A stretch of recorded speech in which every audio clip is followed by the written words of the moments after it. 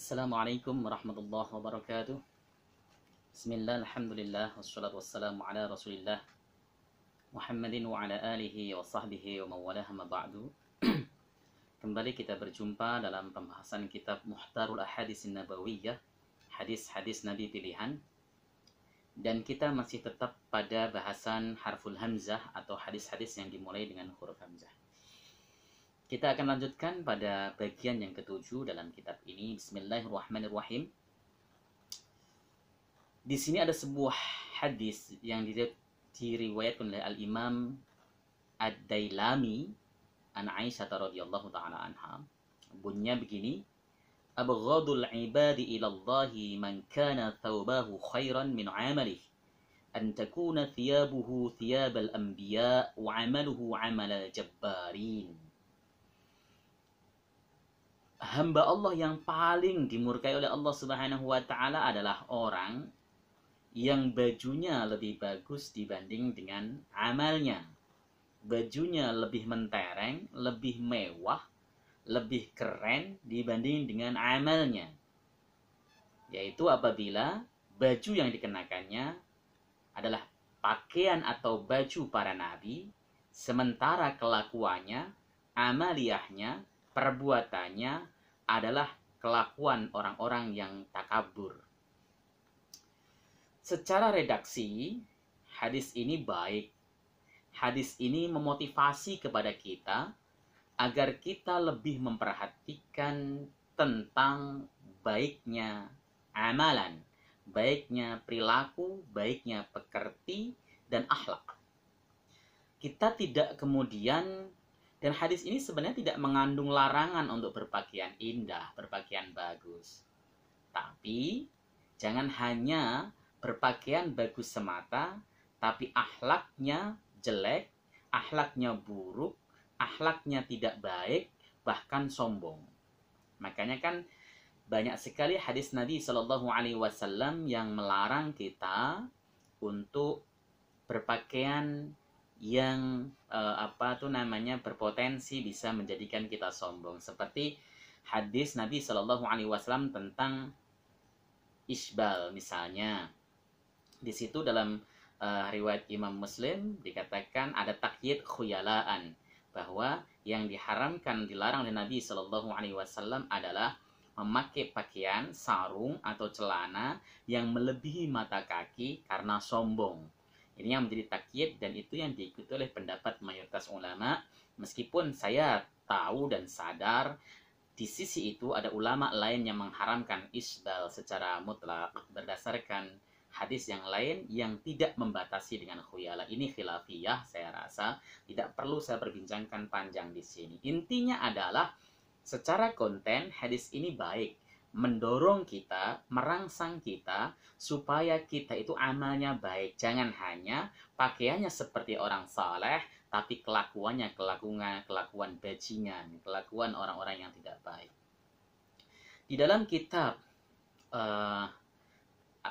Tabyin al-Islah karangan Syekh Ahmad Ar-Rifai Al-Jawi, beliau mengatakan dengan sangat tegas, wa yahrumu ala ghairi salahin at-tazazzun bilibasis salah, atau wa yahrumu ala ghairi salihin at-tazazzunu bilibasis salih.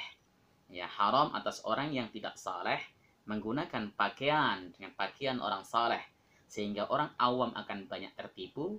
Orang awam akan banyak yang melihat secara fisik dia dianggap orang saleh, orang alim, dia memberikan sedekah kepadanya, dia bertanya agama, lalu kemudian orang tersebut terpaksa dalam tanda kutip karena malu berfatwa dengan hawa nafsunya.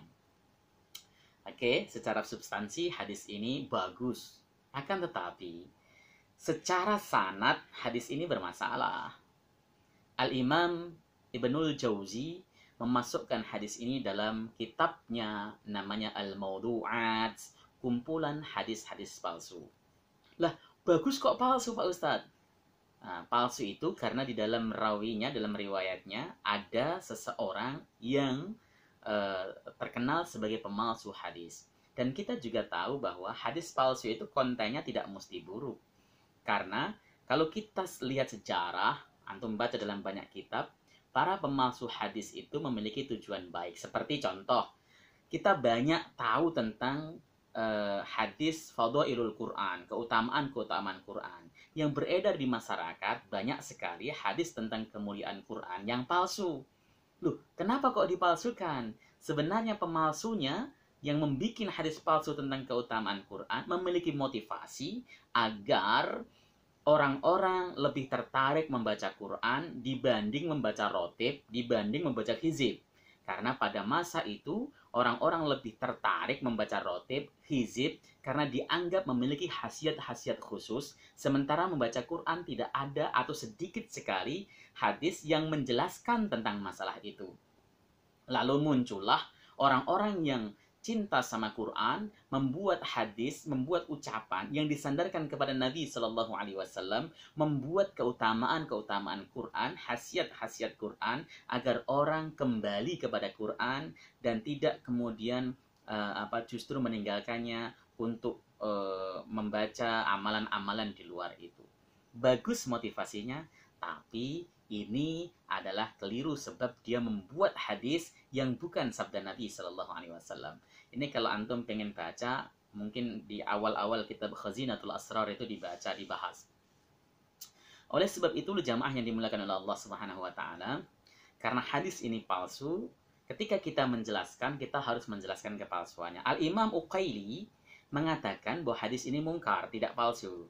Kenapa? Karena di dalam sanadnya ada namanya Salim bin Isa yang dia disebutkan sebagai majhulun fin naql. Ya, di dalam nakalnya itu adalah dia majhul. Al-Imam Al-Dhahabi dalam kitab Al-Mizanul I'tidal atau dalam beliau mengatakan bahwa hada hadisun batil. Ini hadis batil. Ya. Kemudian Al-Imam Asyuti juga mengatakan begitu. Hadis ini mungkar. Ya, dalam Tanzius Syariah juga dikatakan hadis ini mungkar. Oleh sebab itu, hadis ini sebenarnya secara sanad bermasalah. Secara sanad, secara validitas sanadnya, transmisinya itu bermasalah. Imam Ibnul Jauzi mengatakan itu palsu, sebagian ulama mengatakan mungkar. Artinya hadis ini sangat dhaif, tidak boleh dijadikan sebagai sandaran untuk menetapkan halal haram ataupun fadilah amal. Sebab hadis yang diperbolehkan untuk menetapkan keutamaan amal adalah dhaif yang dhaifnya tidak parah. Ya, sementara hadis mungkar, hadis matruk itu, apalagi hadis maudhu' itu merupakan hadis-hadis yang dhaifnya sangat parah. Oke, begini saja, mudah-mudahan manfaat. Kita sedikit banyak mengetahui tentang kenapa sebuah hadis dikatakan palsu dan kenapa hadis palsu kok ada yang bagus secara substansi, secara isi. Mudah-mudahan manfaat. Tetap semangat dalam pengajian, berpakaianlah yang rapi, akan tetapi jangan sombong, ya, berperilakulah sesuai dengan ajaran Allah dan Rasulnya, sebagaimana pemahaman ulama-ulama kita yang saleh. Assalamualaikum warahmatullahi wabarakatuh.